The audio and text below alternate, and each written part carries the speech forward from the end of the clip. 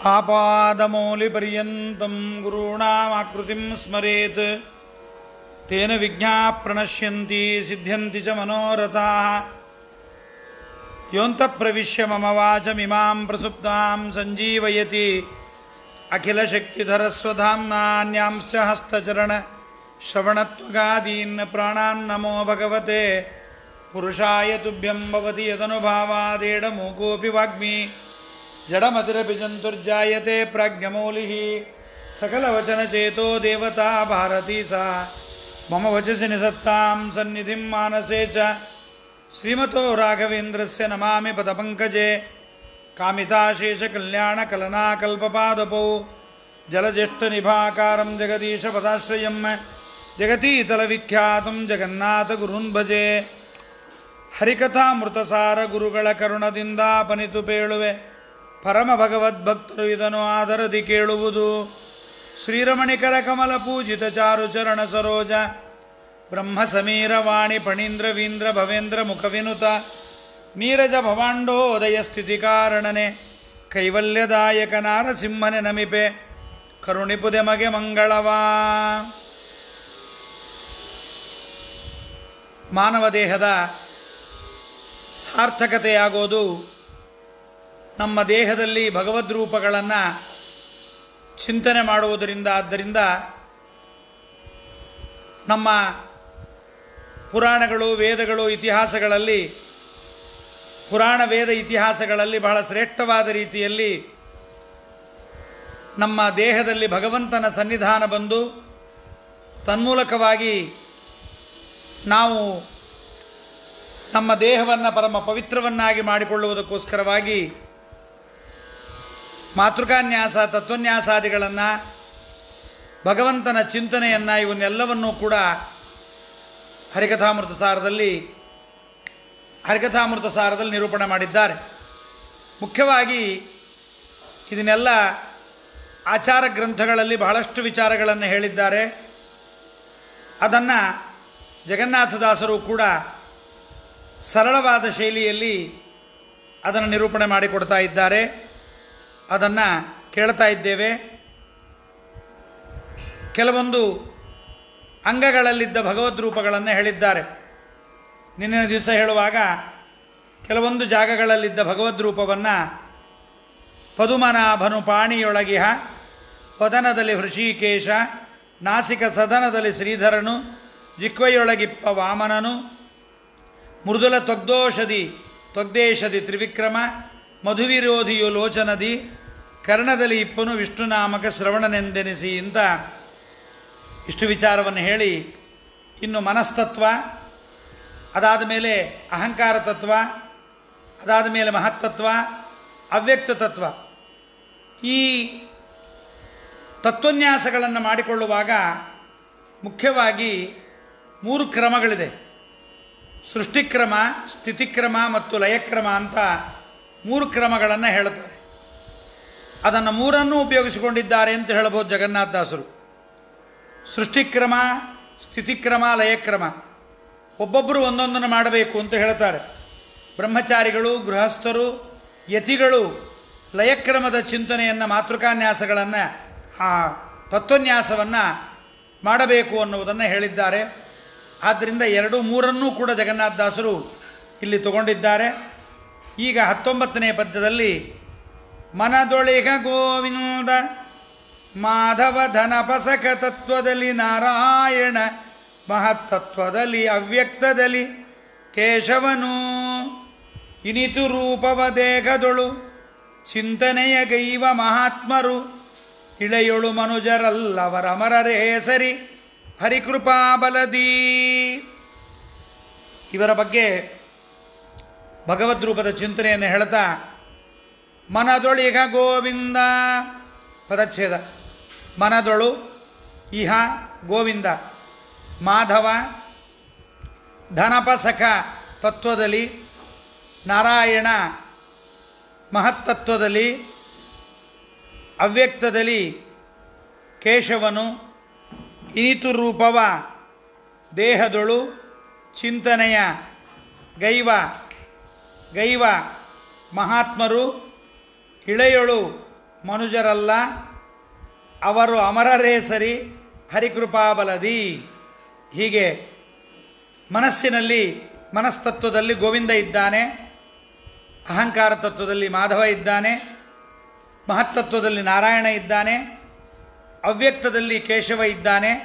ಅವ್ಯಕ್ತ ಅಂದರೆ ಅವ್ಯಕ್ತ ತತ್ವದಲ್ಲಿ ಇಷ್ಟು ರೂಪಗಳನ್ನು ದೇಹದಲ್ಲಿ ಚಿಂತನೆ ಮಾಡುವ ಮಹಾತ್ಮರು ಭೂಮಿಯಲ್ಲಿ ಮಾನವರಲ್ಲ, ಹರಿಕೃಪಾಬಲದಿಂದ ಅವರು ದೇವತೆಗಳೇ ಆಗಿದ್ದಾರೆ ಅಂತ.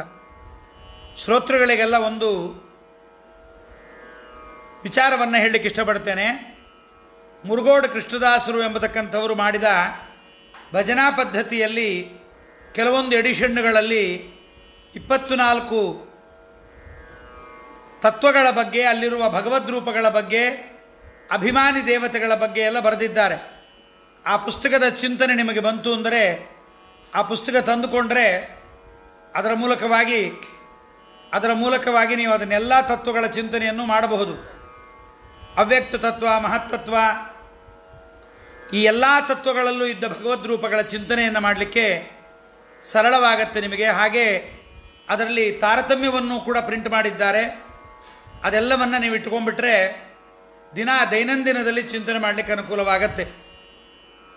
ಧನಪಸಖ ತತ್ವದಲ್ಲಿ ಮನದೊಳೆಯ ಗೋವಿಂದ, ಮನಸ್ತತ್ವದಲ್ಲಿ ಗೋವಿಂದ ಇದ್ದಾನೆ. ಗೋವಿಂದ ಅಂದರೆ ಗೊತ್ತಲ್ಲ, ಶಬ್ದವನ್ನು ಅರ್ಥ ಮಾಡಿಕೊಳ್ಳ್ರಿ. ಗೋ ಅಂದರೆ ವೇದಗಳು, ವೇದಗಳಿಂದ ತಿಳಿಯಲಿಕ್ಕೆ ಅರ್ಹನಾಗಿರತಕ್ಕಂಥವನು ಗೋವಿಂದ. ವೇದಗಳಿಂದ ವೇದವೇದ್ಯನಾದವನು ಭಗವಂತ ಅಂತ ಮನದೊಳೆಯ ಗೋವಿಂದ. ಮಾಧವ ಧನಪಸಖ ತತ್ವದಲ್ಲಿ, ಧನಪ ಯಾರು? ಧನವನ್ನು ಪಾತೀತಿ ಧನಪಃ, ದುಡ್ಡಿಗೆ ಅಭಿಮಾನಿ ಕುಬೇರ. ಅವನ ಸಖ, ಕುಬೇರನ ಸಖ ರುದ್ರದೇವರು. ಅವನ ತತ್ವ ಅಂದರೆ ಅಹಂಕಾರ ತತ್ವದಲ್ಲಿ. ಮಾಧವ ಧನಪಸಖ ತತ್ವದಲ್ಲಿ ಏನು ದಾಸರಾಯರು ಯಾಕೆ ಇಷ್ಟೊಂದು ವಿಸ್ತಾರ ಮಾಡ್ತಾ ಇದ್ದಾರೆ ಇಲ್ಲಿ? ಧನಪ ಅಂದರೆ ಕುಬೇರ, ಅವನ ಸಖ ರುದ್ರದೇವರು. ರುದ್ರನ ತತ್ವ ಅಂದರೆ ಅಹಂಕಾರ ತತ್ವ. ನೇರವಾಗಿ ಅಹಂಕಾರ ತತ್ವ ಅಂತನದೆ ರುದ್ರನ ತತ್ವ ಅನ್ನುವುದರ ಜೊತೆಗೆ ಅಹಂಕಾರ ತತ್ವದಲ್ಲಿ ಅದರ ಅಭಿಮಾನಿಗಳನ್ನು ತಿಳಿಯಬೇಕು ಅನ್ನೋದಕ್ಕೋಸ್ಕರವಾಗಿ. ಹೀಗೆ ಎಲ್ಲ ತತ್ವಗಳಲ್ಲೂ ಭಗವದ್ರೂಪಗಳೊಂದಿಗೆ ಅಭಿಮಾನಿ ದೇವತೆಗಳನ್ನು ತಿಳಿಯಬೇಕು ಎಂಬತಕ್ಕಂಥ ಅಭಿಪ್ರಾಯದಿಂದ ಧನಪಸಖ ಅಂತ ರುದ್ರದೇವರನ್ನು ಕೂಡ ದಾಸರಾಯರು ಹೇಳಿದ್ದಾರೆ. ಹೀಗಾಗಿ ಭಗವದ್ರೂಪದ ಚಿಂತನೆಯನ್ನು ಕೂಡ ಮಾಡಬೇಕು, ಭಗವದ್ರೂಪದ ಜೊತೆಗೆ ಅಭಿಮಾನಿ ದೇವತೆಗಳ ಚಿಂತನೆಯನ್ನು ಮಾಡಬೇಕು ಅಂತ. ಮನಸ್ಸಿನಲ್ಲಿ ಗೋವಿಂದ ಮನಸ್ಸಿನ ರೂಪದಿಂದಿದ್ದು ಮನಸ್ಸು ಅಂತ ಕರೆಸಿಕೊಳ್ಳುತ್ತಾನೆ. ಮನಸ್ಸಿನೊಂದಿಗೆ ಮನೋಭಿಮಾನಿಗಳನ್ನು ಹುಟ್ಟಿಸ್ತಾನೆ ಭಗವಂತ. ಚಂದ್ರಮಾ ಮನಸೋ ಜಾತಃ ಚಕ್ಷೋ ಸೂರ್ಯೋ ಅಜಾಯತ ಅಂತ ಪುರುಷ ಸೂಕ್ತ ಹೇಳ್ತಾ ಇದೆ.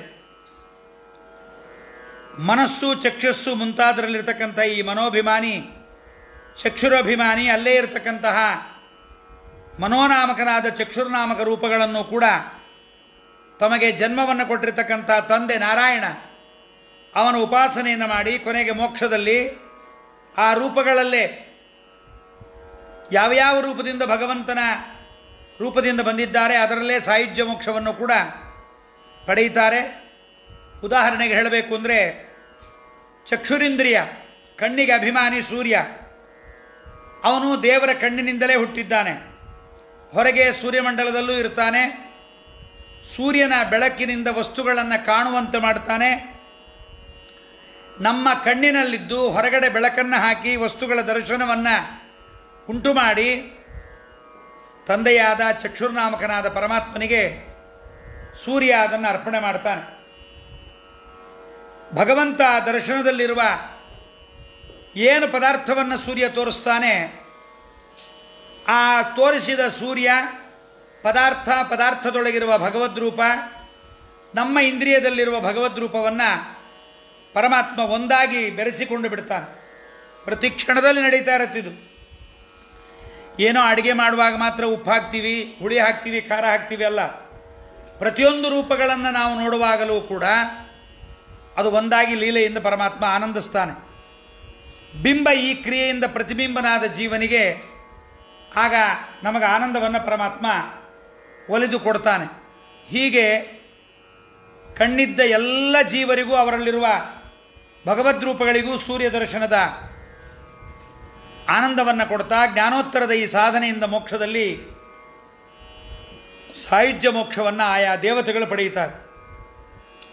ಅವ್ಯಕ್ತ ತತ್ವದಲ್ಲಿಯೂ ಕೂಡ ಲಕ್ಷ್ಮೀದೇವಿ ಅವ್ಯಕ್ತ ಕಾರ್ಯದ ಮೂಲಕವಾಗಿ ಪತಿಯನ್ನು ಆರಾಧನೆ ಮಾಡ್ತಾಳೆ. ಲಕ್ಷ್ಮೀದೇವಿ ಆರಾಧನೆ ಮಾಡ್ತಕ್ಕಂಥದ್ದು ಮೋಕ್ಷಕ್ಕಾಗಲ್ಲ, ಅವಳು ನಿತ್ಯ ಮುಕ್ತಳು. ಎಲ್ಲ ದೇವತೆಗಳು ಮೋಕ್ಷಕ್ಕೋಸ್ಕರವಾಗಿ ಮಾಡಿದರೆ ಕೇವಲ ಭಗವದ್ ಅನುಗ್ರಹಕ್ಕೋಸ್ಕರವಾಗಿ ಲಕ್ಷ್ಮೀದೇವಿ ಅವಳು ಮಾಡ್ತಾಳೆ, ಮಿಕ್ಕ ದೇವತೆಗಳು ಹಾಗೆ ಮಾಡ್ತಾರೆ. ಆ ಪರಮಾತ್ಮನ ಆರಾಧನೆ ಅವಳಿಗೆ ದೊಡ್ಡ ಹಬ್ಬ. ನಮ್ಮ ಕೈಲಾಗಲ್ಲ ಬಿಡ್ರಿ ಇದೆಲ್ಲ. ದೇವರನ್ನು ಆ ರೀತಿ ಅಷ್ಟೊತ್ತು ಅದೇ ಆರಾಧನೆ ಮಾಡ್ತಾ ಕೂತ್ಕೊಂಬಕ್ಕಾಗಲ್ಲ ನಮ್ಮ ಕೈಲಿ. ಪರವಾಗಿಲ್ಲ ಅಂತ ಹೇಳಿದ್ದಾರೆ ಜಗನ್ನಾಥದಾಸರು, ಶಾಸ್ತ್ರದಲ್ಲೂ ಹೇಳಿದ್ದಾರೆ. ನಾವು ಬಹಳ ಹೆಚ್ಚಾಗಿರ್ತಕ್ಕಂತಹ ಲಿಂಗದೇಹ ನಮ್ಮದು. ಲಿಂಗದೇಹದ ಕಾರ್ಯ ಬಹಳವಾಗಿರುತ್ತೆ ನಮಗೆ. ಅದು ಸಾಕಷ್ಟು ಲೌಕಿಕ ವಿಚಾರದಲ್ಲಿ ನಮ್ಮನ್ನು ಕೊಂಡೊಯ್ಯುತ್ತೆ. ಪರವಾಗಿಲ್ಲ, ಹೋಗ್ರಿ, ಚಿಂತೆ ಮಾಡಬೇಡ್ರಿ, ದುಃಖ ಪಡಬೇಡ್ರಿ. ಲಕ್ಷ್ಮೀದೇವಿ ಅಷ್ಟು ಉಪಾಸನೆ ಮಾಡ್ತಾಳೆ, ಬ್ರಹ್ಮದೇವರು ಅಷ್ಟು ಮಾಡ್ತಾರೆ, ವಾಯುದೇವರು ಅಷ್ಟು ಮಾಡ್ತಾರೆ, ಸೂರ್ಯಾದಿ ದೇವತೆಗಳು, ಪೃಥ್ವೀದೇವಿ, ಪೃಥ್ವಿ ತತ್ವಾಭಿಮಾನಿ ಧರಾದೇವಿ, ಶನೇಶ್ವರ ಎಲ್ಲರೂ ಮಾಡ್ತಾರೆ ಅಂತ ಚಿಂತೆ ಮಾಡಬೇಡ್ರಿ. ಮತ್ತು ನಾವೇನು ಮಾಡೋಣ? ಏನು ಮಾಡಬೇಡ್ರಿ. ಮಾಡಿದ್ದೆಲ್ಲ ಕೆಲಸಗಳನ್ನು ಭಗವಂತನ ಪೂಜೆ ಎಂದು ಬಿಡ್ರಿ ಸಾಕು. ಅವರಿಗೆ ಅದು ಹಬ್ಬ, ನಮಗೆ ಹಬ್ಬ ಅಲ್ಲ. ದೇವರ ಪೂಜೆ ಆದ ಕೂಡಲೇ ಉಸ್ಸಂತೀವಿ. ಒಂದಿಷ್ಟು ದಪ್ಪ ಗಂಧ ತೆಗೆದ್ರೆ ಸಾಕಾಗ್ಬಿಡುತ್ತೆ ನಮ್ಮ ಕೈಲಿ. ದೇವರ ಸಾಲಿಗ್ರಾಮ ತೆಗೆದು ಪೆಟ್ಟಿಗೆ ಒಳಗಿಟ್ಟರೆ ಸಾಕಾಗತ್ತೆ. ಅದು ನಮಗೆ ಭಗವಂತನ ಬಗ್ಗೆ ಇರತಕ್ಕಂತಹ ಅಲ್ಪ ಬುದ್ಧಿ ನಮಗೆ. ಆದರೆ ಇದ್ದರೂ ದೇಹ ಸಹಕಾರ ಮಾಡಲ್ಲ, ಮನಸ್ಸು ಸಹಕಾರ ಮಾಡಲ್ಲ. ಮಾಡಿದ್ರೂ ತತ್ವಾಭಿಮಾನಿ ದೇವತೆಗಳು ನಮ್ಮ ಯೋಗ್ಯತೆ ಪ್ರಾರಬ್ಧ ಇದ್ದಷ್ಟೇ ಮಾಡಿಸ್ತಾರೆ. ಆದ್ದರಿಂದ ಆದಾಗ ಅವೆಲ್ಲ ಕೆಲಸಗಳನ್ನು ಭಗವಂತನಿಗೆ ಅರ್ಪಣೆ ಮಾಡಿಬಿಟ್ರೆ ಚಿಂತನೆ ಇಲ್ಲ. ಇದು ಲಕ್ಷ್ಮೀದೇವಿಗೆ ದೊಡ್ಡ ಹಬ್ಬ. ಇರಲಿ ಬಿಡ್ರಿ, ಮಾಡ್ಕೊಳ್ಳಿ, ಅವ್ರ ಮನೇಲಿ ಅವಳು ಹಬ್ಬ ಮಾಡ್ಕೊಳ್ಳಿ, ನಾವೇನು ಬೇಡ ಅನ್ನಲ್ಲ. ಆದರೆ ನಮ್ಮ ಮನೆಯಲ್ಲಿರ್ತಕ್ಕಂಥ ಲಕ್ಷ್ಮೀದೇವಿ ನಮಗೂ ಒಂದಿಷ್ಟು ಹಬ್ಬ ಮಾಡಿಸಿದ್ಲು ಅಂದರೆ ನಮಗೂ ಖುಷಿ. ನಿಮ್ಮಲ್ಲಿ ಮಾಡ್ಕೊಂಡಿದ್ದ ಅಡುಗೆನ ನಿಮ್ಮ ಮನೆಯಲ್ಲೇ ಮಾಡ್ಕೊಳ್ರಿ, ನೀವು ತಿಂದುಬಿಡ್ರಿ, ಆಮೇಲೆ ನಮಗೊಂದು ಸ್ವಲ್ಪ ಪ್ರಸಾದ ಕೊಟ್ಟರು ಸಾಕು. ಲಕ್ಷ್ಮೀದೇವಿ ಹಬ್ಬ ಮಾಡ್ತಾಳಂತೆ. ಅವ್ಯಕ್ತ ತತ್ವಾಭಿಮಾನಿ ಲಕ್ಷ್ಮೀದೇವಿ ಈ ರೀತಿಯಾಗಿ ಲಕ್ಷ್ಮೀದೇವಿ ಮಾಡ್ತಾಳೆ ಅನ್ನುವುದರ ಚಿಂತನೆಯನ್ನು ದಾಸರಾಯರು ಅವ್ಯಕ್ತದಲ್ಲಿ, ಆ ಅವ್ಯಕ್ತ ತತ್ವದಲ್ಲಿ ಕೇಶವನಿದ್ದಾನಂತೆ. ಕೇಶವ ಪರಮಾತ್ಮ ಇದ್ದಾನೆ. ಹಾಗಾಗಿ ಅವ್ಯಕ್ತ ಕಾರ್ಯದ ಮೂಲಕವಾಗಿ ಪರಮಾತ್ಮನ ಆರಾಧನೆಯನ್ನು ಮಾಡ್ತಾಳೆ. ತತ್ವಾಭಿಮಾನಿ ದೇವತೆಗಳ ಯೋಗ್ಯತೆ, ಅವರ ಸ್ವರೂಪ, ಅವರ ಪುಣ್ಯ, ಅವರ ಮೋಕ್ಷ, ಅವರ ಕಾರ್ಯ ಎಲ್ಲವೂ ಬಹಳ ದೊಡ್ಡದು. ನಮ್ಮ ಕೈಲಿ ಅದನ್ನು ಆಲೋಚನೆ ಮಾಡಲಿಕ್ಕೂ ನಮ್ಮ ಕೈಲಿ ಆಗಲ್ಲ. ಆದ್ದರಿಂದ ಅವರನ್ನು ಇಷ್ಟು ಮಾತ್ರ ಕೇಳ್ಕೊತೀವಿ, ನೀವು ಇಷ್ಟೆಲ್ಲ ಮಾಡ್ತಿರಲ್ಲ, ನಮಗೊಂದಿಷ್ಟು ಪಾತ್ರೆ ತೆಳಗಡೆ ಇರತಕ್ಕಂಥ ತಳ ಹತ್ತಿದ್ದನ್ನು ಒಂದಿಷ್ಟು ನಮ್ಮ ಮಖಕ್ಕೆ ಬಿಸಾಕ್ರಿ, ನಾವೇನೋ ಅನುಗ್ರಹ ಪಡಿತೀವಿ ಅಂತ. ಅದಕ್ಕೆ ಅಲ್ಲಿ ಕೇಶವ ಇದ್ದಾನಂತೆ. ಧನಪಸಕ ತತ್ವದಲ್ಲಿ ಮಾಧವ ಇದ್ದಾನೆ. ಮಾಯಾಹ ಧವಃ ಮಾಧವ. ಧನಪಸಕ ತತ್ವ ಅಂದರೆ ಅಹಂಕಾರ ತತ್ವದಲ್ಲಿ ಮಾಧವ ಇದ್ದಾನೆ. ರುದ್ರದೇವರು ಮತ್ತು ಮಾಧವ. ನಾರಾಯಣ ಮಹತ್ತತ್ವದಲ್ಲಿ, ಮಹತ್ತತ್ವಕ್ಕೆ ಅಭಿಮಾನಿ ಬ್ರಹ್ಮದೇವರು. ಮಹತ್ತತ್ವಕ್ಕೆ ಅಭಿಮಾನಿ ಬ್ರಹ್ಮದೇವರು, ಅವರದೇ ದೇಹ ಅದು. ಮಹತ್ತತ್ವ ಬ್ರಹ್ಮದೇವರ ದೇಹ. ಮಹತ್ತತ್ವಂ ತಥೋ ವಿಷ್ಣು ಸೃಷ್ಟವಾನ್ ಬ್ರಹ್ಮಣಸ್ತನುಂ ಅಂತ. ಬ್ರಹ್ಮದೇವರೇ ಅದಕ್ಕೆ ಅಭಿಮಾನಿ, ಬ್ರಹ್ಮದೇವರೇ ಅದು. ಆ ತತ್ವಕ್ಕೆ ಅವರ ದೇಹವೂ ಕೂಡ ಮಹತ್ತತ್ವ ಅಂತ ಹೆಂಟು, ಆ ಅಭಿಮಾನಿ. ಆದ್ದರಿಂದ ನಾರಾಯಣ ಇದ್ದಾನೆ. ದೋಷವಿದೂರನಾದ ನಾರಾಯಣ ಬ್ರಹ್ಮದೇವರ ಜೊತೆಗಿದ್ದಾನೆ. ದೋಷವಿದೂರನಾದ ದೇವರು ನಮ್ಮ ಜೊತೆಗಿದ್ದಾನ್ರಿ. ಆದರೆ ನಾವು ಬಹಳ ದೋಷಿಗಳು. ಹಾಗಾಗಿ ಅವ್ಯಕ್ತದಲ್ಲಿ ಕೇಶವ. ಮಹತ್ತತ್ವ ಆದಮೇಲೆ ಅವ್ಯಕ್ತತ್ವ ಹೇಳ್ತಾ ಇದ್ದಾರೆ.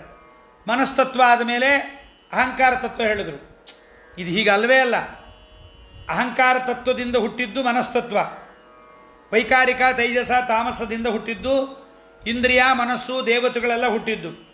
ದಾಸರಾಯರು ವ್ಯುತ್ಕ್ರಮ, ಅಕ್ರಮ, ಸ್ಥಿತಿ, ಲಯ, ಸೃಷ್ಟಿ ಎಲ್ಲವನ್ನ ಸೇರಿಸಿ ಬೆರೆಸಿ ಲೈನಾಗಿ ಕೊಡದೆ ನಮ್ಮನ್ನು ಈ ಪದ್ಧತಿಯಲ್ಲಿ ತಂದಿದ್ದಾರೆ. ಇರಲಿ ಬಿಡ್ರಿ, ಪರವಾಗಿಲ್ಲ.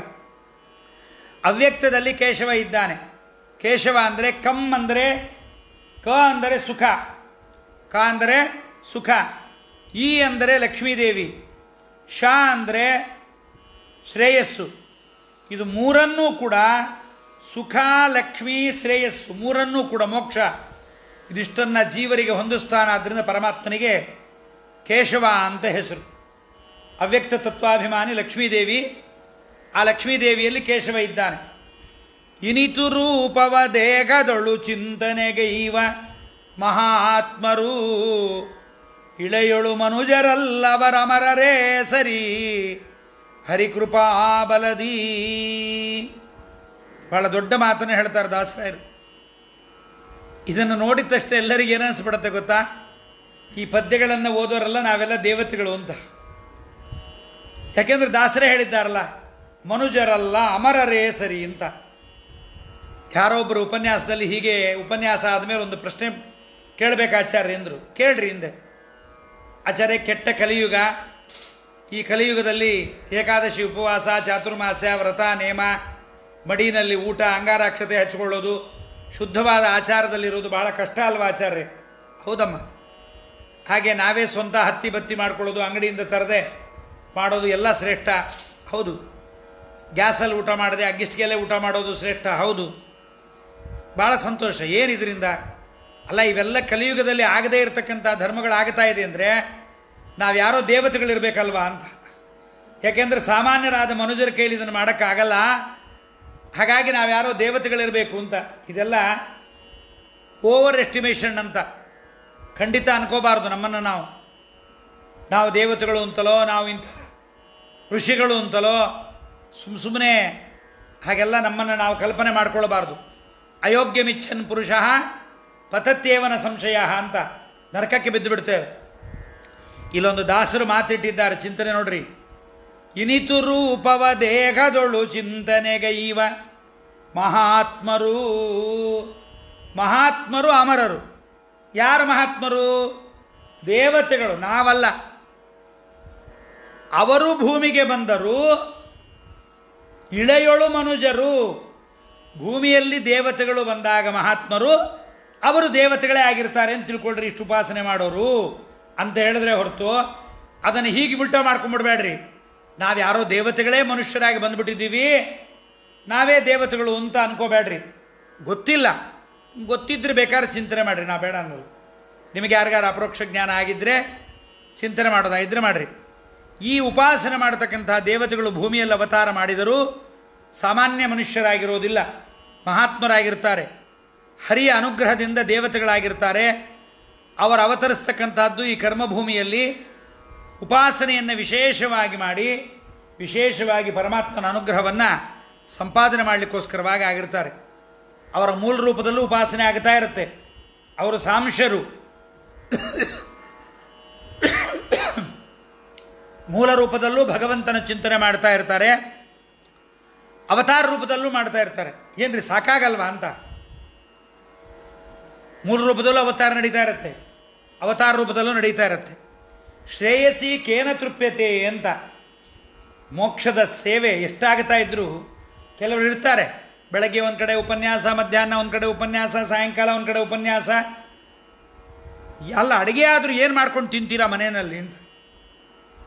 ಯಾವಾಗಲೂ ಬೆಳಗ್ಗೆ ಅಲ್ಲಿ ಸಾಯಂಕಾಲ ಇಲ್ಲಿ ತಿರ್ತಾಡ್ತಿರಲ್ಲ. ಈ ಸಾಮಾನ್ಯ ಜನರಿಗೆ ಒಂದು ಕ್ವಶನ್. ದೇವತೆಗಳು ಹಾಗೆ ಏನೋ ಒಂದು ತಿಂದ್ರಾಯಿತು, ಉಪನ್ಯಾಸ ಅಂತೂ ಸಿಗತ್ತೆ ಹೀಗೆ ಅಂತ. ಕೆಲವರೆಲ್ಲ ಯಾವಾಗಲೂ ತೀರ್ಥಯಾತ್ರೆ ಮಾಡ್ತಲೇ ಇರ್ತಾರೆ. ಲೆಕ್ಕ ಬೇರೆ ಹೇಳ್ತಿರ್ತಾರೆ, 320, 22, 44 ಅಂತ ಹೇಳಿ. ಎಷ್ಟು ಉಪಾಸನೆ ಮಾಡಿದರೂ ಅವರಿಗೆ ಸಾಕು ಅಂತ ಅನಿಸೋಲ್ಲ. ಯಾಕೆಂದರೆ ಭಗವದ್ರೂಪಗಳ ಅನಂತ, ಪರಮಾತ್ಮನ ಗುಣಗಳ ಅನಂತ್ಯ. ಎಷ್ಟು ಮಾಡಿದರೂ ಅವರಿಗೆ ತೃಪ್ತಿ ಆಗೋದಿಲ್ಲ. ಫಲಾಪೇಕ್ಷೆ ಇಲ್ಲದೆ ಸ್ವಾಭಾವಿಕವಾಗಿ ಭಕ್ತಿ ಪರವಶೆಯಿಂದ ಉಪಾಸನೆ ಮಾಡ್ತಾ ಇರ್ತಾರೆ. ಬಹುಶಃ ಜಗತ್ತಿನಲ್ಲಿ ಮಾಡೋರು ಅನೇಕರಿಗೆ TADA ಸಿಗತ್ತೆ ಅಂತಲೋ, ಮತ್ತೊಂದರಿಂದಲೋ, ರೈಲ್ವೆ ಟಿಕೆಟ್ ಫ್ರೀ ಅಂತಲೋ ಲೋಕದಲ್ಲಿ ಜನ ಮಾಡ್ಬೋದು. ಆದರೆ ದೇವತೆಗಳು ಈ ರೀತಿಯಾಗಿ ಮಾಡೋದಿಲ್ಲ. ಸಾಮಾನ್ಯವಾದ ಮಾನವರಿಗಿಂತ ಉಪಾಸನೆ ನಿಲುಕದೇ ಇದ್ದರೂ ಕೂಡ ದೇವತೆಗಳು ಹೀಗೆ ಮಾಡ್ತಾರೆ ಅಂತ ತಿಳಿದ್ರೆ ನಮಗೆ ಅಪರೋಕ್ಷ ಜ್ಞಾನಕ್ಕೆ ಅದು ಕಾರಣ. ಹೀಗೆಲ್ಲ ದೇವತೆಗಳು ಮಾಡ್ತಾರೆ ಅಂತ ತಿಳಿದ್ರು ಅಪರೋಕ್ಷಕ್ಕೆ ಕಾರಣ. ಅದಕ್ಕೆ ದಾಸರಾಯರು ತನ್ನ ಕ್ರಿಯೆ ತಿಳಿಯಲು ವಿಜಯ ವಿಠ್ಠಲರೇಯ ಹೃದಯದಲ್ಲಿ ಪೊಳೆವಾ. ಹೀಗೆ ದೇವರ ಕ್ರಿಯೆಗಳನ್ನು ನಾವು ತಿಳಿದರೆ ಪರಮಾತ್ಮ ನಮ್ಮ ಹೃದಯದಲ್ಲಿ ಹೊಳೆಯುತ್ತಾನೆ ಅಂತ. ಇಲ್ಲೊಂದು ವ್ಯಾಖ್ಯಾನಕಾರರು ಒಂದು ಕ್ವಶನ್ ಮಾಡ್ಕೋತಾ ಇದ್ದಾರೆ. ಇಲ್ಲಿ ದಾಸರಾಯರು ಇನ್ನೂ ತತ್ವಗಳದು ವಿಚಾರ ಹೇಳಿ ಮುಗಿದಿಲ್ಲ. ಕೆಲವೇ ಕೆಲವು ತತ್ವಗಳ ಬಗ್ಗೆ ಇನ್ನೂ ಮಾತಾಡಿದ್ದಾರೆ. ಅಷ್ಟರಲ್ಲಾಗಲೇ ಫಲಸ್ತುತಿಯನ್ನು ಹೇಳಿಬಿಟ್ರಲ್ಲ ದಾಸರಾಯರು.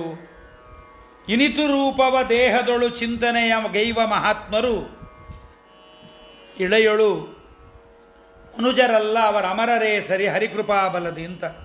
ಸಾಮಾನ್ಯವಾಗಿ ಫಲಸ್ತುತಿ ಯಾವಾಗ ಹೇಳ್ತಾರೆ ಅಂದರೆ ಮುಗಿದ ಮೇಲೆ ಹೇಳಬೇಕು ಫಲವನ್ನು.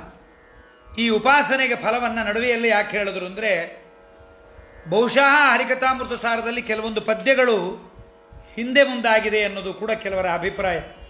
ಯಾಕೆಂದರೆ ಈ ಪದ್ಯಗಳ ವ್ಯತ್ಯಾಸ ನೋಡಿದಾಗ ಮಹತ್ತತ್ವ, ಅವ್ಯಕ್ತ ತತ್ವ, ಪದುಮನಾಭನು ಪಾಣಿಯೊಳಗಿಹ, ಆದರೆ ಹೌದು ಹೆಚ್ಚು ಕಡಿಮೆ ಆಗಿದೆ ಅಂತ ಅನ್ನೋಣ ಅಂತಂದರೆ, ಈಗ ಸಿಕ್ಕಿರುವ ಎಲ್ಲ ಪುಸ್ತಕಗಳಲ್ಲೂ ಕೂಡ ಅದೇ ಕ್ರಮದಲ್ಲೇ ಇದೆ. ಇರಲಿ, ಪುಸ್ತಕದಲ್ಲಿ ಅದೇ ಕ್ರಮದಲ್ಲಿರಲಿ, ಬೇಡ ಅನ್ನಲ್ಲ. ಆದರೆ ವ್ಯಾಖ್ಯಾನ ಮಾಡಿದ ಜಮ್ಮುಖಂಡಿ ವಾದರಾಜಾಚಾರ್ಯರು, ದ್ರೌಪದೀಶ ವಿಠಲರು, ಭಾವಸೂಚನಾಕಾರರು, ಪದ್ಮನಾಭದಾಸರು, ಸಂಕರ್ಷಣ ವರ್ಯರು ಯಾರೂ ಈ ಸಂಶಯವನ್ನು ಉಟ್ಟಂಕನ ಮಾಡಿಕೊಂಡಿಲ್ಲ. ಹೀಗಾಗಿದೆ ಅನ್ನುವ ಮಾತನ್ನು ಯಾರೂ ಹೇಳ್ತಾ ಇಲ್ಲ. ಬಹುಶಃ ಹೀಗೂ ಆಗಿರಬಹುದು. ಹೇಗಾಗಿರಬಹುದು ಬಹುಶಃ ಹೀಗೆ ಅಂದರೆ, ಈ ಕ್ರಮದಲ್ಲೂ ನಡೆದು ಬಿಟ್ಟಿರಬಹುದು. ಏನದು ಅಂದರೆ, ಹರಿಕಥಾಮೃತ ಸಾರದ ಮೂಲ ಪ್ರತಿ ಅದು ಸ್ವಂತ ವಹಿ ಉಳಿದಿದೆ ಅಂತ ಹೇಳೋಕ್ಕಾಗಲ್ಲ, ಬರೆದಿಟ್ಟ ಒರಿಜಿನಲ್ ಇದೆ ಅಂತ ಹೇಳೋಕ್ಕಾಗಲ್ಲ. ಕಾಪಿ ಮಾಡೋರು ದೋಷದಲ್ಲಾಗಿರಬಹುದು, ಅಥವಾ ಇವೆಲ್ಲ ನಮ್ಮ ಪೂರ್ವಾಚಾರ ಗ್ರಂಥಗಳೆಲ್ಲವೂ ಕೂಡ ಉಳಿದು ಬಂದದ್ದು ಅನೇಕ ಜನರ ಬಾಯಲ್ಲಿ ಉಳಿದು ಬಂದಿದೆ. ಹರಿಕಥಾಮೃತ ಸಾರ, ಸುಳಾದಿಗಳು, ಅನೇಕ ಪಾಠಗಳು, ಛಂದಸ್ಸುಗಳು ಭಂಗ ಆಗಿಬಿಟ್ಟಿದೆ. ಹರಿಕಥಾಮೃತ ಸಾರದಲ್ಲಿ ಅನೇಕ ಛಂದಸ್ಸುಗಳು ಭಂಗ ಆಗಿದೆ, ಅಕ್ಷರಗಳು ಹೋಗಿಬಿಟ್ಟಿದೆ, ಪದ್ಯಗಳು ಹಿಂದು ಮುಂದಾಗಿದೆ. ಅದನ್ನು ತಿದ್ದುವ ಧೈರ್ಯ ಮುಂದೆ ಬಂದ ಶ್ರೀಧ ವಿಠಲರಾಗಲಿ, ಅಪರೋಕ್ಷ ಜ್ಞಾನಿಗಳು ಅಂತ ಅನಿಸ್ಕೊಂಡವರಾಗಲಿ ಯಾರೂ ಮಾಡಲಿಕ್ಕೆ ಹೋಗಿಲ್ಲ. ಯಾರೂ ಅದನ್ನು ತಿದ್ದಿ ಇದಲ್ಲ ಹೀಗಲ್ಲ ಅಂತ ಬಹುಶಃ ಮಾಡಿದ್ರೂ ತಮ್ಮ ಕಾಲದಲ್ಲಿದ್ದವರಿಗೆ, ತಮ್ಮ ಎದುರಿಗಿದ್ದವರಿಗೆ ಹೇಳಿ ಹೋಗಿಬಿಟ್ಟಿದ್ದಾರೋ ಏನೋ ಗೊತ್ತಿಲ್ಲ. ಹೀಗಾಗಿ ವ್ಯತ್ಯಾಸ ಆಗಿದ್ದರಿಂದ ಹೀಗೂ ಆಗಿರಬಹುದು ಅನ್ನೋದನ್ನು ನಾವು ನೋಡಬಹುದಾಗಿದೆ. ಆದ್ದರಿಂದ ಹೀಗೆಲ್ಲ ಅನೇಕ ಪದ್ಧತಿಗಳಿಂದ ಆಗಿರೋದರಿಂದ ಅದೇ ಬರದ ಪದ್ಧತಿಯಲ್ಲೇ ಇದ್ದದ್ದನ್ನು ಹಾಗೆ ಅವರು ಏನು ಮಾಡಿಬಿಟ್ಟಿದ್ದಾರೆ, ಹಾಗೆ ವ್ಯಾಖ್ಯಾನಗಳನ್ನು ಕೂಡ ಹೊಂದಿಸಿ ಪ್ರಿಂಟ್ ಮಾಡಿಬಿಟ್ಟಿದ್ದಾರೋ ಏನೋ ಅಂತ ಅದು ಒಂದಾಗಿರಬಹುದು. ಹಾಗಾಗಿ ಶ್ರೇಷ್ಠ ತತ್ವಗಳನ್ನು ಇಲ್ಲಿವರೆಗೆ ಹೇಳಿರ್ತಕ್ಕಂಥ ಚತುರ್ವಿಂಶತಿ ಉಪೋಪಾಸನೆ ಪದ್ಯಗಳಲ್ಲಿ ಹೇಳ್ತಾ ಇರಬೇಕಾದ್ರೆ ಅಹಂಕಾರ ತತ್ವ, ಮಹತ್ತತ್ವ, ಅವ್ಯಕ್ತ ತತ್ವಗಳು ಶ್ರೇಷ್ಠ ತತ್ವ. ಉಳಿದ ತತ್ವಗಳ ಉಪಾಸನೆ ಕೂಡ ಹೀಗೆ ಅಂತ ಇಟ್ಕೊಳ್ಳೋ ಅಭಿಪ್ರಾಯ ಕಾಣುತ್ತೆ. ಎರಡನೇ ಪದ್ಯದಲ್ಲಿ ಅವ್ಯಕ್ತ ತತ್ವ, ಮಹತ್ತತ್ವಗಳಂತಹ ಶ್ರೇಷ್ಠ ತತ್ವಗಳನ್ನು ಹೇಳಿದ ಬಳಿಕ ಅದೇ ಪದ್ಯದಲ್ಲಿ ಪೃಥ್ವಿ ಮುಂತಾದ ಸಾಮಾನ್ಯ ತತ್ವಗಳನ್ನು ಕೂಡ ಹೇಳೋದು ಉಚಿತವಾಗಿ ಕಾಣೋದಿಲ್ಲ. ಅದಕ್ಕೆ ಹೇಳಬಹುದು, ಅಥವಾ ಈ 4 ಪದ್ಯಗಳೇನಿದೆ ಇದು ಪಾಠಕ್ರಮದಲ್ಲೂ ಕೂಡ ವ್ಯತ್ಯಾಸ ಆಗಿರಬೇಕು ಅಂತ. ಮತ್ತು ಹರಿಕಥಾಮೃತ ಸಾರದಲ್ಲಿ ಜಲ್ಲಡಿಯ ನೆಳಲಂತೆ ಕಾಣುವುದು, 2 ಪದ್ಯಗಳಲ್ಲಿ 1 ಪದ್ಯ ಇಲ್ಲ ಅಂತ ಕೆಲವರ ಅಭಿಪ್ರಾಯ. ಜಲ್ಲಡಿಯ ನೆಳಲಂತೆ ತೋರ್ಪುದು ಎಲ್ಲ ಕಾಲದಿ ಭವದ ಸೌಖ್ಯವು ಒಲ್ಲೆನೆಂದರೆ ಬಿಡದು ಅಂತ ಹೇಳಿದ ಪದ್ಯವೂ ಕೂಡ ವ್ಯತ್ಯಾಸ ಅಂತ ಕೂಡ ಹೇಳೋದುಂಟು. ಆದ್ದರಿಂದ ಇಲ್ಲಿ ಕೇಶವನವರಿಗೆ 2 ಪದ್ಯಗಳನ್ನು ಹೇಳಿದ್ದಾರೆ, ಫಲಶ್ರುತಿಯು ಬರ್ತಾ ಇದೆ. ಈಗ ಎಲ್ಲಕ್ಕಿಂತ ಕೆಳಗಿನದಾದ ಪೃಥ್ವಿ ತತ್ವವನ್ನು ಆರಂಭ ಮಾಡಿಕೊಂಡು ಸರ್ವೋತ್ಕೃಷ್ಟವಾದ ಅವ್ಯಕ್ತ ತತ್ವದವರೆಗೆ ಪೂರ್ತಿ ವರ್ಣನೆ ಸಿಗತ್ತೆ. ದಾಮೋದರನನ್ನು ಮೊದಲಿಗೆ ಬಿಟ್ಟು ಕೊನೆಯಲ್ಲಿ ಹೇಳಿದ್ದಕ್ಕೆ ಏಕೆ ಅನ್ನೋದು ಅವಕಾಶವೂ ಕೂಡ ವ್ಯತ್ಯಾಸಗಳನ್ನು ಮಾಡಿದ್ರೆ ಆಗಬಹುದು. ನಡುವೆ ಯಾಕೆ ಬಂತು ಅಂತ ಪ್ರಶ್ನೆಗೂ ಅವಕಾಶ ಇಲ್ಲ. ಈ ರೀತಿಯಾಗಿ ಪಾಠ ಇಲ್ಲದೆ ಇರುವಾಗ ಹಿಂದೆ ಹೇಳಿದಂತೆ ಅದು ಹಾಗೆ ಅಂತಲೇ ನಾವು ಇಟ್ಕೋಬೇಕೇ ಹೊರತು ಹೀಗೆ ಎಂಬುದನ್ನು ಹೇಳಿದ್ದಾರೆ. ಇದು ಮತ್ತೆ ಹೇಳಿದ್ದಕ್ಕೆ ಇದರೊಳಗೆಲ್ಲ ಭಗವದ್ ರೂಪಗಳು ಹೀಗಿದೆ ಎಂಬುದನ್ನು ಹೇಳಿದ್ದಕ್ಕೆ ಪ್ರಮಾಣ ಇದೆ. ಆದರೆ ಅವರು ಪ್ರಮಾಣ ಹಾಲಾಗಿ ಹೇಳ್ಕೊಂಡು ಬಂದಿದ್ದಾರೆ. ಅವ್ಯಕ್ತ ತತ್ವ, ಅಹಂಕಾರ ತತ್ವ, ಮನಸ್ತತ್ವ, ವೈಕಾರಿಕ ಅಹಂಕಾರ, ತೇಜಸ ಅಹಂಕಾರ, ತಾಮಸ ಅಹಂಕಾರ ಹೀಗೆ ಹೇಳ್ಕೊಂಡು ಬಂದಿದ್ದಾರೆ. ಪ್ರಮಾಣ ಇದೆ, ಆದರೆ ಈ ಒಂದು ಕ್ರಮದಲ್ಲಿ ಇಲ್ಲಿ ಬರಲಿಲ್ಲ, ಅಲ್ಲಿ ಕ್ರಮದಲ್ಲಿ ಬಂದಿದೆ. ಹೀಗೆ ಮನಸ್ಸು, ಅಹಂಕಾರ, ಮಹತ್ತತ್ವ, ಅವ್ಯಕ್ತ ತತ್ವಗಳಲ್ಲಿ ಮಾಧವ, ಗೋವಿಂದ, ನಾರಾಯಣ, ಕೇಶವರು ಕ್ರಮವಾಗಿ ನಿಯಾಮಕರಾಗಿದ್ದಾರೆ ಎನ್ನುವುದನ್ನು ಸಂಧ್ಯಾ ಪದ್ಧತಿ ಅಂತ ಗ್ರಂಥ ಅಂತ ಸಿಗೋದೇ ಇಲ್ಲ ಇವಾಗ. ಆ ಗ್ರಂಥದಲ್ಲಿದೆ ಅಂತ ಜಮ್ಮುಖಂಡಿ ವಾದರಾಜಾಚಾರ್ಯರು ಅದನ್ನು ತೋರಿಸಿಕೊಟ್ಟಿದ್ದಾರೆ.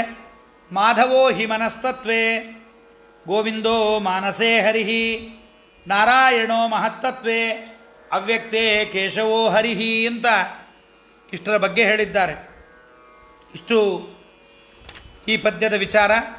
ಮನದೊಳಿಹ ಗೋವಿಂದ ಮಾಧವ, ಧನಪಸಖ ತತ್ವದಲ್ಲಿ ನಾರಾಯಣ, ಮಹತ್ತತ್ವದಲ್ಲಿ ಅವ್ಯಕ್ತದಲ್ಲಿ ಕೇಶವನು, ಇನಿತು ರೂಪವ ದೇಹದೊಳು ಚಿಂತನೆಯ ಗೈವ ಮಹಾತ್ಮರು, ಇಳೆಯಳು ಮನುಜರಲ್ಲವರ ಮರರೇ ಸರಿ ಹರಿಕೃಪಾಬಲದೀ.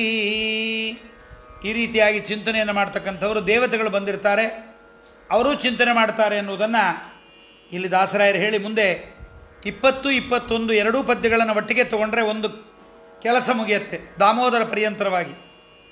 ನೆಲದಲಿಪ್ಪನು ಕೃಷ್ಣ ರೂಪದೀ, ಜಲದೊಳಿಪ್ಪನು ಹರಿಯನಿಸಿ, ಶಿಖಿಯೊಳಗಿಪ್ಪನು ಪರಶುರಾಮನುಪೇಂದ್ರನೆಂದೆನಿಸಿ, ಎಲರೊಳಿಪ್ಪ ಜನಾರ್ದನನು, ಬಾಂದಳದೊಳಚ್ಯುತ ಗಂಧನರಹರಿ, ಪೊಳೆವದೋಕ್ಷಜ ರಸದೊಳು ರಸರೂಪ ತಾನಾಗಿ, ರೂಪ ಪುರುಷೋತ್ತಮನು ಸ್ಪರ್ಶ ಪ್ರಾಪಕನು ಅನಿರುದ್ಧ, ಶಬ್ದದಿ ವ್ಯಾಪಿಸಿಗ ಪ್ರದ್ಯುಮ್ನ ಉಪಸ್ಥದಿ ವಾಸುದೇವನಿಗ, ತಾಪಳೆವ ಪಾಯುಸ್ತನಾಗಿ ಜಯಾಪತಿಯು ಸಂಕರ್ಷಣನು, ಸುಸ್ಥಾಪಕನೆನಿಸಿ ಪಾದದೊಳು ದಾಮೋದರನು ಪೊಳೆವಾ. ಇನ್ನೊಮ್ಮೆ ಪದ್ಯ. ನೆಲದಲಿಪ್ಪನು ಕೃಷ್ಣ ರೂಪದಿ, ಜಲದೊಳಿಪ್ಪನು ಹರಿಯನಿಸಿ, ಶಿಖಿಯೊಳಿಪ್ಪನು ಪರಶುರಾಮನುಪೇಂದ್ರನೆಂದೆನಿಸಿ, ಎಲರೊಳಿಪ್ಪ ಜನಾರ್ದನನು, ಬಾಂದಳದೊಳಚ್ಯುತ ಗಂಧನರಹರಿ, ಪೊಳೆವಧೋಕ್ಷಜ ರಸದೊಳು ರಸಗಳೊಳು ರಸರೂಪ ತಾನಾಗಿ, ರೂಪ ಪುರುಷೋತ್ತಮನು ಸ್ಪರ್ಶ ಪ್ರಾಪಕನು ಅನಿರುದ್ಧ, ಶಬ್ದದಿ ವ್ಯಾಪಿಸಿಹ ಪ್ರದ್ಯುಮ್ನ ಉಪಸ್ಥದಿ ವಾಸುದೇವನಿಗ, ತಾಪೊಳೆವ ಪಾಯುಸ್ಥನಾಗಿ ಜಯಾಪತಿಯು ಸಂಕರ್ಷಣನು, ಸುಸ್ಥಾಪಕನೆನಿಸಿ ಪಾದದೊಳು ದಾಮೋದರನು ಪೊಳೆವಾ. ಪದಚ್ಛೇದ. ನೆಲದಲ್ಲಿ ಇಪ್ಪನು ಕೃಷ್ಣ ರೂಪದಿ, ಅಲ್ಲಿ ತನಕ ಒಂದು ಕಾಮ ಹಾಕ್ಕೊಳ್ರಿ. ನೆಲದಲಿಪ್ಪನು ಕೃಷ್ಣ ರೂಪದಿ ಕಾಮ, ಜಲದೊಳಿಪ್ಪನು ಹರಿಯನಿಸಿ ಕಾಮ, ಶಿಖಿಯೊಳಗ ಇಪ್ಪನು ಪರಶುರಾಮನುಪೇಂದ್ರನೆಂದೆನಿಸಿ, ಎಲರೊಳಿಪ್ಪ ಜನಾರ್ದನನು ಕಾಮ, ಎಲರು ಒಳಗೆ ಇಪ್ಪ ಜನಾರ್ದನನು ಕಾಮ, ಬಾಂದಳದೊಳು ಅಚ್ಯುತ ಕಾಮ, ಗಂಧನರಹರಿ ಅರ್ಧವಿರಾಮ, ಪೊಳೆವಧೋಕ್ಷಜ ರಸಗಳೊಳು ರಸರೂಪ ತಾನಾಗಿ. ಮುಂದಿನ ಪದ್ಯ. ರೂಪ ಪುರುಷೋತ್ತಮನು ಅರ್ಧವಿರಾಮ, ಸ್ಪರ್ಶ ಪ್ರಾಪಕನು ಅನಿರುದ್ಧ ಅರ್ಧವಿರಾಮ, ಶಬ್ದದಿ ವ್ಯಾಪಿಸಿಹ ಪ್ರದ್ಯುಮ್ನ ಅರ್ಧವಿರಾಮ, ಉಪಸ್ಥದಿ ವಾಸುದೇವನಿಗ ಪೂರ್ಣವಿರಾಮ, ತಾಪೊಳೆವ ಪಾಯುಸ್ಥನಾಗಿ ಜಯಾಪತಿಯು ಸಂಕರ್ಷಣನು, ಸುಸ್ಥಾಪಕನೆನಿಸಿ ಪಾದದೊಳು ದಾಮೋದರನು ಪೊಳೆವ. ಅರ್ಥ: ಪೃಥ್ವಿ ತತ್ವದಲ್ಲಿ ಶ್ರೀಹರಿ ಕೃಷ್ಣ ರೂಪದಿಂದ ಇದ್ದಾನೆ. ಕೃಷ್ಣವರ್ಣಂ ಕಲೋ ಕೃಷ್ಣಂ ಅಂತ ಪರಮಾತ್ಮ ಭೂಮಿಯಲ್ಲಿ ಕೃಷ್ಣ ಇದ್ದಾನೆ. ಪೃಥ್ವಿ ತತ್ವಕ್ಕೆ ಅಭಿಮಾನಿ ಧರಾ ಶನೇಶ್ವರರು.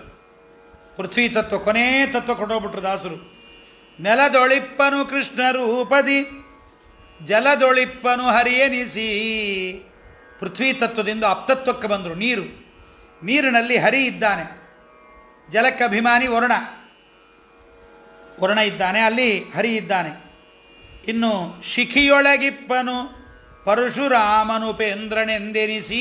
ಎರಡು ರೂಪ ಹೇಳ್ತಾರೆ ಇಲ್ಲಿ, ಒಂದು ಪರಶುರಾಮ, ಒಂದು ಉಪೇಂದ್ರ. ಶಿಖಿ ಅಂದರೆ ಅಗ್ನಿ. ಎಷ್ಟು ಜಗನ್ನಾಥದಾಸರು ಇದು ಕನ್ನಡ ಕನ್ನಡ ಕನ್ನಡ ಅಂತ ಭಾರಿ ಸರಿ ಹೇಳ್ತಾರೆ, ಆದರೂ ಅವರ ಸ್ವರೂಪ ಸಂಸ್ಕೃತ. ಚತುರ್ಭಾಷಾ ಪಂಡಿತರು ಏನು ಮಾಡಿದ್ರು ಆ ಒಂದು ಸಂಸ್ಕೃತ ಶಬ್ದಗಳು ಬಾಯಲ್ಲಿ ಸಂಸ್ಕಾರ ಬಂದುಬಿಡುತ್ತೆ. ಯಾವುದೇ ಭಾಷೆಯಲ್ಲಿ ಮಾತಾಡ್ತಾ ಇದ್ರು ಹೊಡೆದ ಕೂಡಲೇ ಅಮ್ಮ ಅಯ್ಯೋ ಅಂತಾರಲ್ವ, ಒರಿಜಿನಲ್ ಭಾಷೆ ಯಾವುದು ಅಂತ ಗೊತ್ತಾಗ್ಬಿಡುತ್ತೆ. ಹಾಗೆ ಜಗನ್ನಾಥದಾಸರದು ಸಂಸ್ಕೃತವನ್ನು ಓದಿದ್ದರಿಂದ, ಅದರ ಪಾಂಡಿತ್ಯವಾದ್ದರಿಂದ, ಮತ್ತು ಓದೋರಿಗೆ ದೇವತಾ ಶಬ್ದಗಳಿವೆಲ್ಲ, ಅದರ ಶಬ್ದಗಳ ಪ್ರಯೋಗ ಬಾಯಲ್ಲಿ ಬಂದರೆ ಪುಣ್ಯ ಹೆಚ್ಚು ಅಂತ ಶಿಖಿಯೊಳಗಿಪ್ಪನು ಪರಶುರಾಮ ಉಪೇಂದ್ರನೆಂದೆನಿಸಿ. ಶಿಖಿಯೊಳಗೆ ಪರಶುರಾಮ, ಉಪೇಂದ್ರ ಅಂತ ಇಬ್ಬರಿದ್ದಾರೆ. ಇಷ್ಟು ಸಂಸ್ಕೃತ ಶಬ್ದ ಹೇಳಿದ್ರಲ್ಲ ಶಿಖಿ ಅಂತ, ಇದ್ದಕ್ಕಿದ್ದ ಕನ್ನಡಕ್ಕೆ ಬರ್ತಾರೆ ನೋಡ್ರಿ. ಎಲರೊಳಿಪ್ಪ ಜನಾರ್ದನನು. ಎಲ್ಲರು ಅಂದರೆ ಗಾಳಿ. ನಮಗೆ ಈ ಕಡೆ ಸಂಸ್ಕೃತ ಸಂಪೂರ್ಣವಾಗಿ ಗೊತ್ತಿಲ್ಲ, ಕನ್ನಡನೂ ಗೊತ್ತಿಲ್ಲ. ಮಕ್ಕಳು ಕೇಳ್ತಿರ್ತಾವೆ, ಕಾನ್ವೆಂಟ್ ಮಕ್ಕಳು, ಮಮ್ಮಿ ಅಮ್ಮ ಅಂದರೆ ಏನು ಅಂತ. ಹೀಗಾಗಿದೆ ನಮ್ಮ ಹಣೆ ಬರ. ಗೇಟ್ ಗೋಡೆ ಅಂತಾರೆ, ಗೇಟ್ ಕಾಂಪೌಂಡು ಅಂತಾರೆ, ಗೇಟ್ ಬಾಗಿಲು ಅಂತಾರೆ, ಹೀಗೆಲ್ಲ ಆಗೋಗಿದೆ.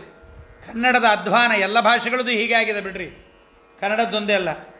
ಎಲರೊಳಿಪ್ಪ, ಮುಂದೆ ಹಿಂದಕ್ಕೆ ಜಗನ್ನಾಥದಾಸರು ಮುಂದೆ ಹೇಳ್ತಾರೆ, ಎಲರುಣಿಗ ವಿಹಗೇಂದ್ರ ಚಳಿವೆಟ್ಟಳಿಯ. ಅವರ ಶಬ್ದಗಳೆಲ್ಲ ಬಹಳ ಚಂದ. ಅದರಿಂದ ಎಲರೊಳಿಪ್ಪ ವಾಯುತತ್ವದಲ್ಲಿ ಜನಾರ್ದನ ಇದ್ದಾನೆ.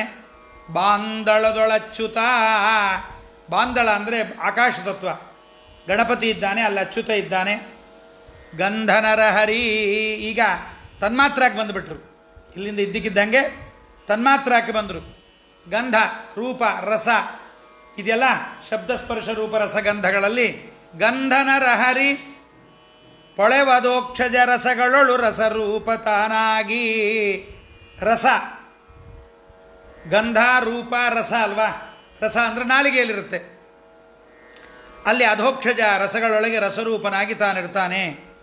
ರೂಪ ಪುರುಷೋತ್ತಮನು, ರೂಪ ತನ್ಮಾತ್ರೆ, ತನ್ಮಾತ್ರ ರೂಪ.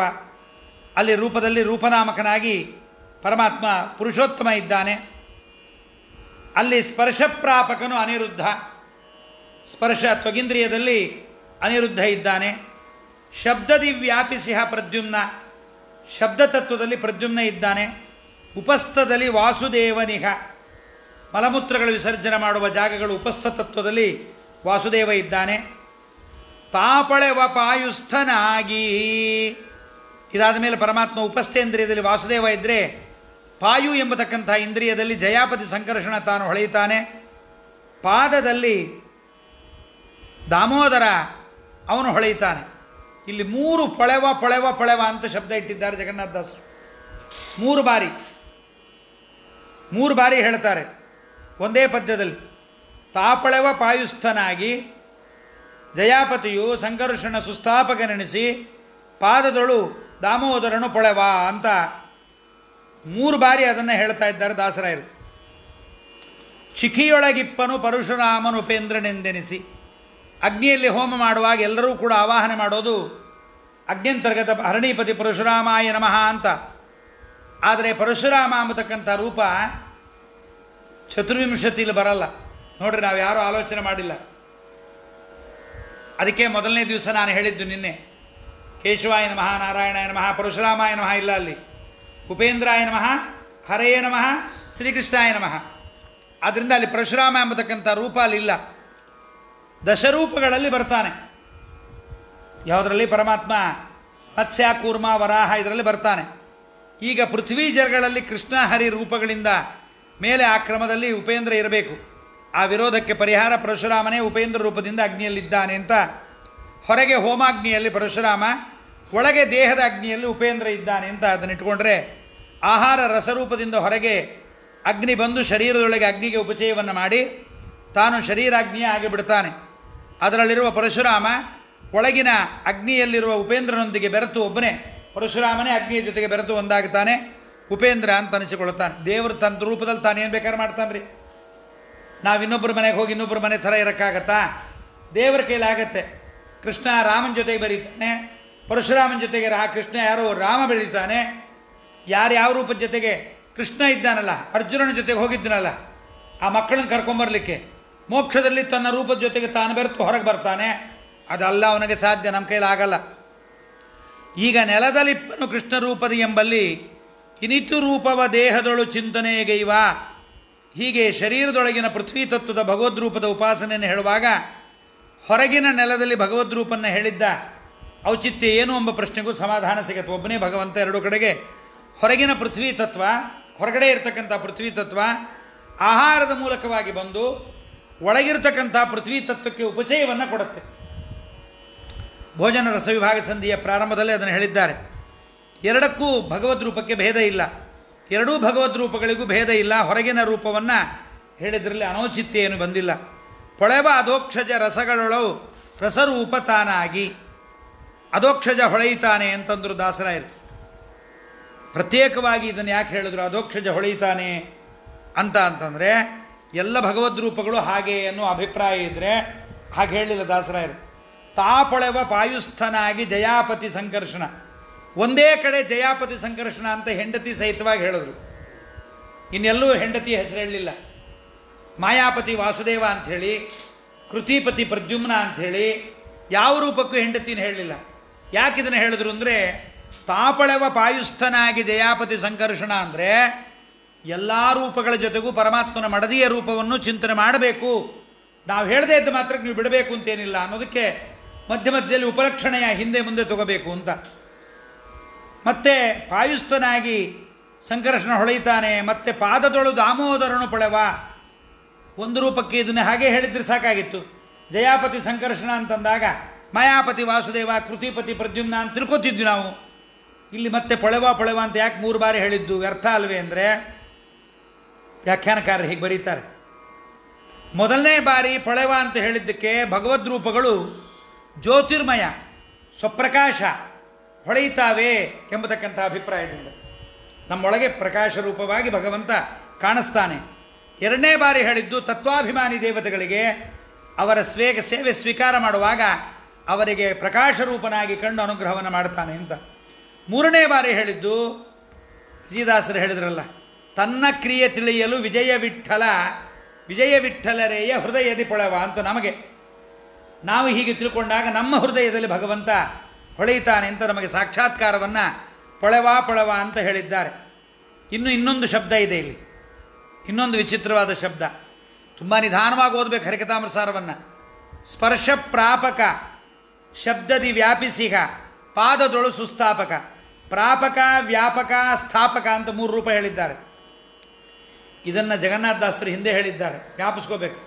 ಪ್ರಾಪಕ, ಸ್ಥಾಪಕ, ನಿಯಾಮಕ, ವ್ಯಾಪಕನು ಎಂದರಿದು ಅಂತನ್ನೋದನ್ನು ಭೋಜನ ರಸವಿಭಾಗ ಸಂಧಿಯಲ್ಲಿ ದಾಸರು ಹೇಳಿದ್ದಾರೆ. ಅನ್ನರಸ ರೂಪದಿಂದ ಸ್ಪರ್ಶ ತನ್ಮಾತ್ರೆಯನ್ನು ಶರೀರದೊಳಗೆ ತಂದು ಸೇರಿಸೋದ್ರಿಂದ ಸ್ಪರ್ಶ ಪ್ರಾಪಕ.